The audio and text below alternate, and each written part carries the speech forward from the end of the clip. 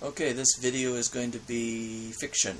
I've got 3 piles here. I've got plays, I've got normal fiction, and I've got fantasy, sci-fi kind of stuff, or just obscure stuff. So I'm going to start with the obscure stuff first. So here's Beowulf. Finally got some Beowulf. Beowulf wrote in very, very strange, well, it's not Old English, but it was something else, some other Gaelic language, and then it's been, of course, it's translated, or actually many English students learn Gaelic. I think it's Gaelic, I hope it is. They learn that just to read Beowulf. It's that significant to the English, I don't want to say English language, but in terms of literature, Beowulf is that significant that English students will actually, and by English I mean students who study English in university, they will actually learn the language to read Beowulf. So I've got here a translation by H-I-E-A-T-T. So I've got that one. It's not very long, but I guess still very significant. I think it's about a warrior, so Beowulf's a warrior. Here's Neuromancer by William Gibson. This is supposed to be classic sci-fi. Neuromancer started a huge series. I don't know anything about it. A friend recommended, if you're going to have any sci-fi, this is what you have. Neuromancer was one of them, and we found it at, I'm not sure if it was a library sale. I'm not sure now. We were also looking for Dune, the first Dune. The title is just Dune. There's many other Dune and then colon something, like Dune's Children or whatever. But the very first Dune we were looking for, we have not found that one yet, so I'm supposed to have that one too. And I remember we actually used to play a strategy game called Dune with sandworms, and you had to, I think it was sandworms and the spice. Is that Dune? Or is that Command and Conquer? I don't know. Maybe I'm mixing them up. Here's Terry Pratchett's The Color of Magic, also supposed to be sci-fi, or fantasy. Oh, I know this one is. This one apparently was making fun of D&D. It's typical D&D, but they make fun of it, like a fiction novel about D&D characters and D&D heroes, or how people play them, or something like that. So I think that's what this one's supposed to be about. Or also, maybe this is the one that started D&D, or it was one of the first books to kind of get that going. This was written in 83. I think maybe it'd be older, way older than that.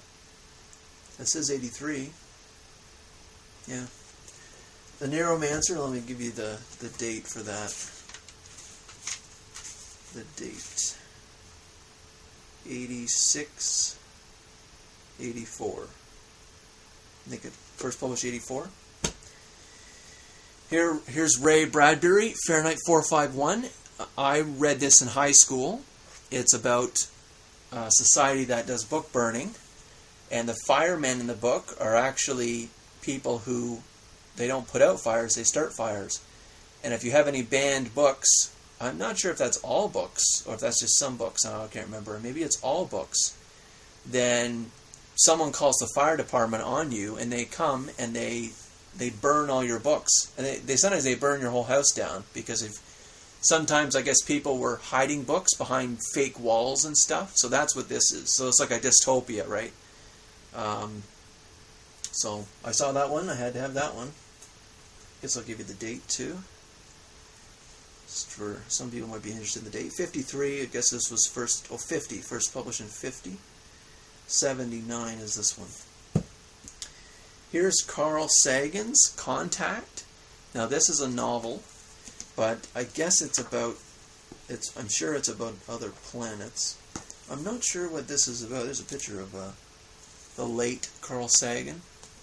You should have a look on YouTube of some of his little TV, not programs, but little, like, he talks, not speeches, but he has these little TV shows that he did, I guess, or little programs, and he's got some neat things to say. Especially, there's a neat, it's sort of a trailer, but not really. He has a book called The Pale Blue Dot, which is about Earth, of course. And he has a neat little, like, couple-minute intro into the book. And you can look for it on YouTube. It's actually very good. So there's that one. Okay. I got around to finding for cheap Tolkien's Lord of the Rings. So here's the first one. And here's number 2. And here's number 3. So now I have those. I probably mentioned it in a previous video, but I'll mention it again. Maybe 10 years ago, I tried reading the first book, and I got in maybe 30 or 40 pages, and I had to put it down because there was just so much description of the environment, explaining every petal of every flower and stuff. I couldn't handle that. It's pointless to read something like that. I don't know if I'll approach it again, but now I have them, and now I can say I own them, and if someone wants to loan them, they can have them, and I got them for probably 20 cents each. So here's something that was, I think I paid $2 for this, and it's probably worth just about $2. Just about. Diablo Archive. It says here, 4 original tales set in the world of Blizzard Entertainment's dark fantasy computer game. I played Diablo 1 a lot. I played Diablo 2 a lot. They were great games. I haven't touched at all Diablo 3, and I will not. I don't do that stuff anymore. I don't burn a lot of time on games anymore. WoW is probably my final burning of time game that I ever played. But I did like Diablo. It's a very good series, very well done by Blizzard, as is all their games. And I thought it might be neat to have this and to flip through it and to remember some of the stuff from Diablo, like the bosses and Mephisto and Diablo and Baal and I don't know, maybe it has something interesting to say. Reminds me of, I've also seen sometimes EVE Online fiction. There's a few books out written by whoever, fiction books written in an EVE Online universe. That sounds pretty neat. I won't buy those for full price, but if I see those used somewhere, I'll probably pick them up. I've also seen StarCraft books. And were there Warcraft books? I don't know about Warcraft. There might be Warcraft books.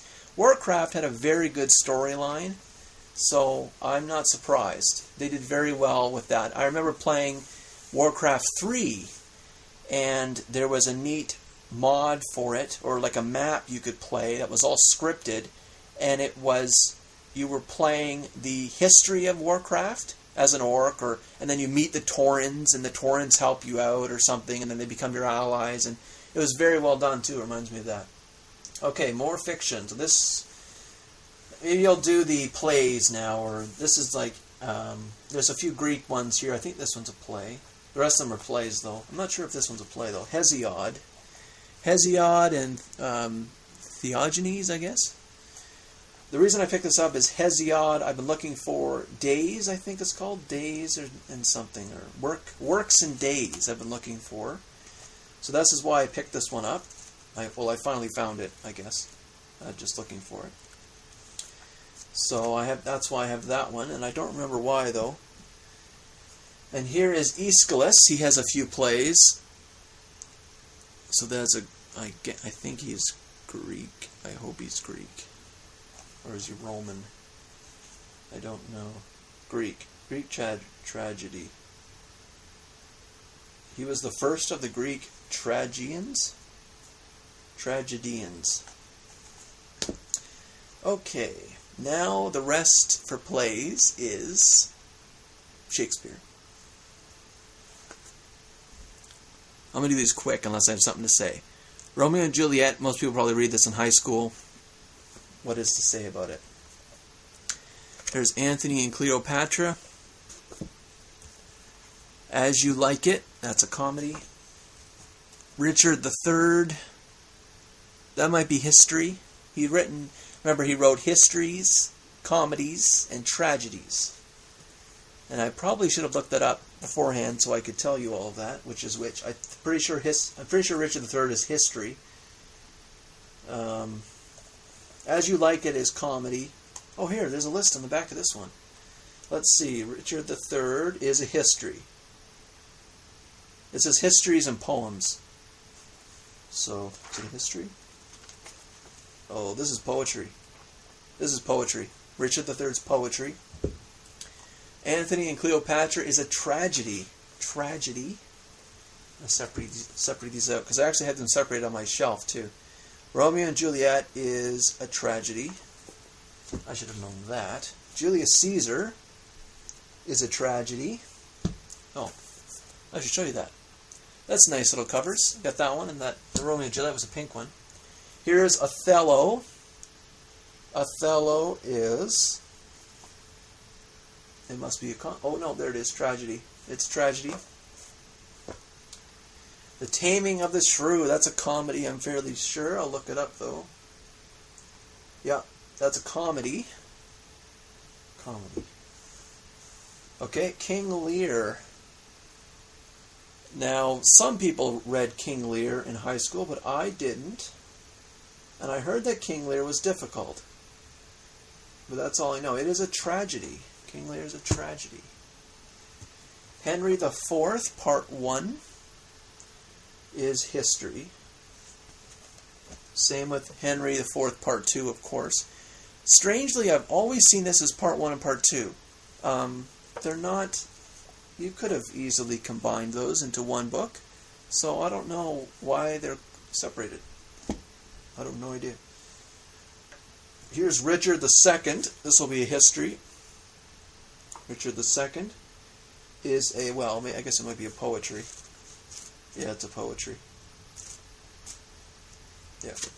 Or no, well. Yeah, sort of. I don't know. And Henry VI, Part 1, 2, and 3. Like they could have done with Henry IV, but they didn't, and I don't know why. That's also history. Yeah. Alright, good. As You Like It was a comedy, yes. Here, maybe I'll put this up here. You can see this. Oh, I don't know if you can read that. There's all the tragedies. Then there's the comedies.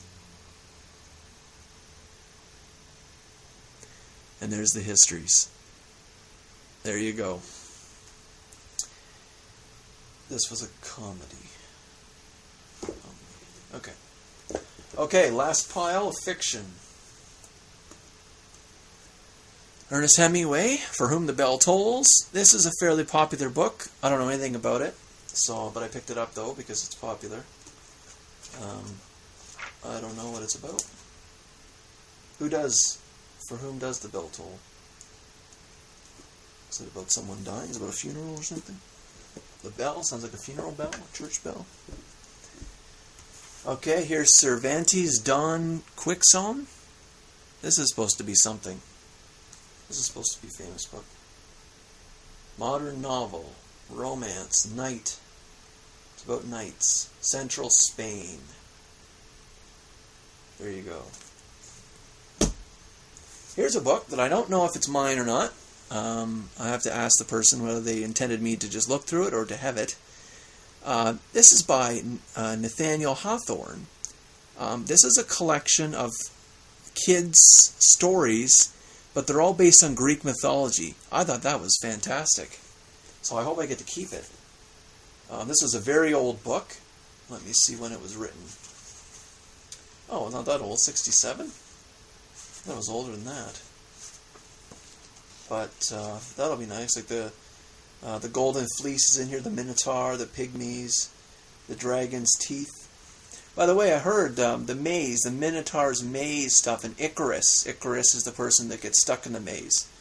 Apparently, the minotaur is supposed to represent the barbarism of mankind, or that man can be an animal, that they can be aggressive and brutal, and that's what the minotaur is supposed to represent. And so Icarus in the maze, he's trying to flee the maze, and eventually does with the wings and all that, right? He's trying to transcend, the man is supposed to transcend the beast. Here's a picture I'll show you. This isn't about the minotaur though, but just one of the pictures in that book there. Okay. Here is Michael Crichton's Jurassic Park. Michael Crichton wrote tons of books. and I guess many of them are very good. He also wrote The Lost World. This was a movie, obviously, so was The Lost World. And he's got some other ones, too. Many other ones. Here's Sir Thomas More's Utopia. I have been meaning to get... There was a volume that had 3 in one. And this was one of them. And now I have no idea what the other ones were. I'm going to look that up. I'll cut the time so you don't have to wait. But I'm just going to look that up because I think that might be of interest. Okay, I just found it. So it's called 3 Early Modern Utopias. Thomas More's Utopia, which you just saw. Francis Bacon's New Atlantis. And Henry Neville's The Isle of Pines. Those are all supposed to be utopias. So I've got one of them anyways. I have a meaning to actually order that one off of Amazon, that compilation of 3. But I found one of them so far for probably 10 cents. So, I don't know, maybe I'll find the other ones. Here's E.M. Forster's A Room with a View. The name, I recognize the name. I haven't read it. I think maybe some people read this in high school or something, so I thought maybe I'll have it for 10 cents or whatever it was. There's Black Beauty. I think I probably saw the movie for it. Here's The Alchemist by Paulo, I don't know how you pronounce that, Cohelo. So, I don't know what that one's about either. It's supposed to be good. Here's We the Living by Ayn Rand, and a beat-up copy, but I thought maybe I'd have it for a loaner or something. If people wanted to read it. This apparently is her book that is most like a standard novel. It's about a person in Russia who has to endure the communist party and all that stuff, and tries to flee eventually at the end. And there's a reason why the ending occurs specifically, and not the other way around. I've been questioning recently exactly how books are written. If every single sentence is crafted specifically, if at one point the character had not done something, then it would have been detrimental. I've been very curious how very careful books are written. That if you had put a not, N-O-T, into a sentence, would it have destroyed the book? Would it have made the character unfeasible, ridiculous, or is the book so well crafted that it would have destroyed it, or would it have been? It wouldn't have mattered because the characters weren't well crafted. I'm very curious about that. I don't know whether that necessarily makes a good or a bad novel. It just seems like a lot of popular novels are really, really bad. They're full of cliches and crap that people just want to read rather than stuff that's actually meaningful. I don't know what to say about that. I'm a minority in that case, so I have really hardly any ground to argue from. Here's Anne of Green Gables. I just actually got this a couple days ago. I saw it for $2, and I thought it might be worth having. And the last one is The Three Musketeers by Dumas. Pretty classic, pretty standard. I've got a few by Dumas already. The Count of Monte Cristo, and The Man in the Iron Mask. So, Three Musketeers I thought was nice to have. Apparently the Musketeer whole thing about using those light rapiers and sword play and stuff like that wasn't really historically accurate. People really didn't do that. It's more of a romanticism of the time. So, and where I got that information was from, there's a series on YouTube. Oh, geez. Was it Woodward or something? Tim Woodward or Tom? It's called... No, I'm not going to be able to think of it. There's a series of videos that it's a British guy, bald head, talks about different weapons from different time periods. And anyways, I'll put a little note in the video on what the hell the title is when I remember it. Okay, that's it for fiction. Next section will be whatever it is.